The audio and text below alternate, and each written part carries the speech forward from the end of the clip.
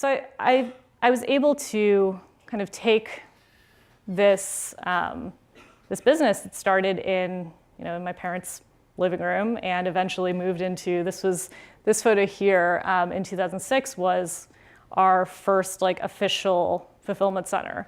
And then looking at today, like we're in a 200,000 square foot fulfillment center in Pittsburgh. Like I said, we're shipping 2 million orders last year. We've come a long way. But another lesson that I've learned as an entrepreneur is that, part of that drive will, that really drives you to start things, will never let you be satisfied. So it's really important as an entrepreneur, I think, to work on the practice of celebrating your wins and taking a moment to step back and saying wow, we've actually come a long way. Because I look at this and I'm like, okay, we've come a long way, but I still have such high aspirations for the brand. I have such high aspirations for the business. We still have such a long way to go. And that's been an important learning for me is how do you make it sustainable? How do you celebrate these wins, but still keep that drive to want to get bigger and better? So I'm still excited to get bigger and better. I'm still learning tons of lessons along the way. And one of the biggest ones that I've learned thus far is that, it's okay to be, I'm kind of calling it it's okay to be a rookie. It's okay to kind of not know what you're doing. It's okay to come at problems from a really kind of rookie mentality. And that can actually be, it's not just okay, but it can actually really be an advantage. And I think that, as I look back at my career and my story at ModCloth, I think that it absolutely was an advantage for us in a lot of ways. Like I said, we weren't retail veterans, we didn't come from retail families. This is a photo of me with our first delivery of non-vintage merchandise, peeking over those boxes, oh my God, what am I gonna do with all these boxes next? This is literally, you can kind of tell, literally in our college house. And when I was going through this process, back in this really formative time, 2005, 2006, and thinking about making this a real business, I literally had to Google, where do I find wholesale clothing? I didn't know where to go and who to ask. And, it eventually, all my Googling eventually led me to some of the major fashion trade shows, and I kind of bought a ticket to Las Vegas and went to these trade shows and walked in without knowing what to expect. And, I thought maybe it's gonna be this glamorous thing. I mean, you hear about a fashion trade show, it sounds like maybe it's gonna be kind of cool.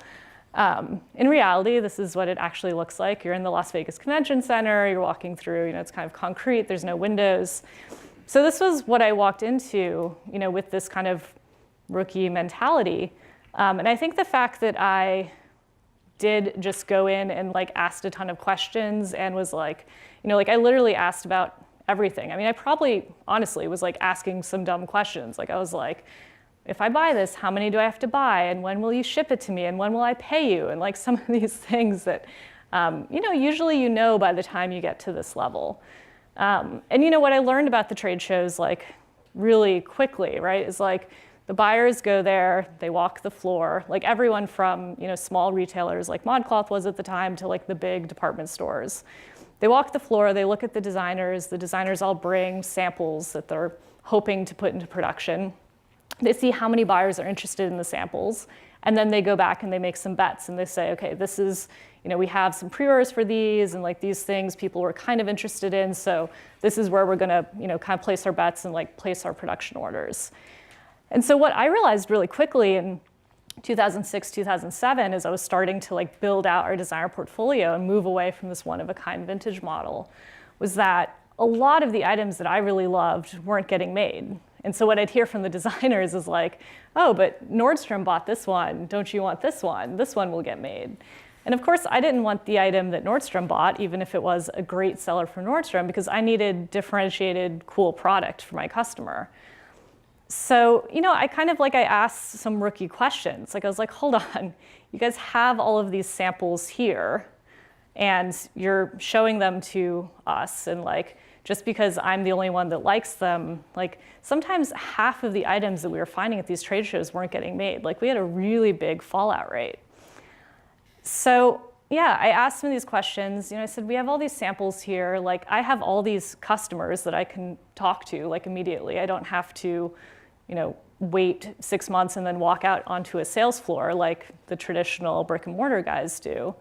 Why can't, if you have these samples here, you've already gone through the cost of making the sample, can I just take those samples and see, maybe my customers will really love it. Maybe I can help you get to that. Usually depending on the item, it's like a 100 to 600 minimum production order. So maybe I can help you get to that. So I can like guarantee my order and I can give you some real customer feedback. This led to our Be the Buyer program, which we launched in 2009. This is kind of like a quick snapshot of the concept. But it really came from this like rookie mentality of like, why not? Why can't we do this?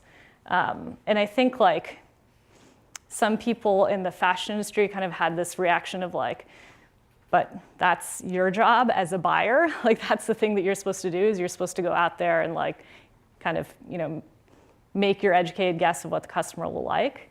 But from my perspective, I was like, if I don't have to take that risk and I can actually engage my customers and let her be part of the process, like, wouldn't that be much better for everyone?